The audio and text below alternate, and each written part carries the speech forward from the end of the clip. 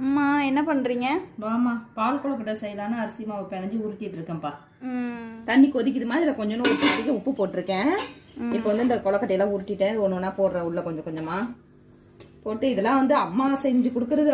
அப்போலாம் வந்து அம்மா செஞ்சு கொடுக்கும்போது மைதா மாவில் செய்வாங்க. இப்போதான் மைதா மாவு செஞ்சால் உடம்புக்கு கெடுதல்னு சொல்றதுனால இது நம்ம அரிசி மாவுலையும் செய்யலாம்.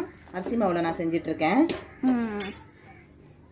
அம்மா வீட்டில் இருக்கும்போது இதெல்லாம் சாப்பிடுவோம். இப்போ நம்ம எங்கே இதெல்லாம் ரொம்ப சோம்பேறிப்படுவோம், உட்காந்து இதை உருட்டுறதுக்கு அலுப்பாக இருக்குன்னு. சரி இன்னைக்கு என் பொண்ணும் நானும் இருந்தனா 2 பேரும் சேர்ந்து உருட்டிட்டு இது செஞ்சுட்டு இருக்கோம். பால் ஊத்துறமா? பால் ஊற்றி நல்லா கொதிக்கட்டும். சரி. ஏலக்காய் தூள் கொஞ்சம் போட்டிருக்கிறேன்.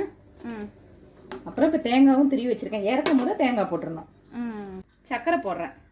இதில் வெல்லமும் போட்டு செய்யலாம். இன்னைக்கு வெல்லம் இல்லை, அதனால நான் சர்க்கரை போட்டேன். ஐயோ இதுக்கு இவ்வளோ சர்க்கரை போடுவீங்களா?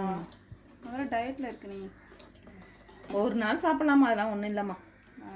வெல்லம் வாங்கி வைக்க மறந்துட்டேன். சரி